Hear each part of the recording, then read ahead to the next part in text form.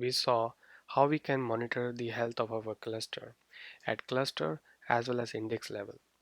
In this exercise, we will monitor our cluster health at the shards level.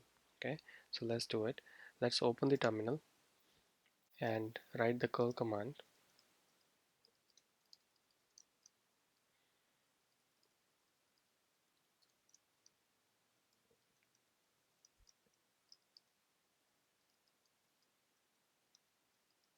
And in this case, level flag will have a value of shards. Okay, press enter.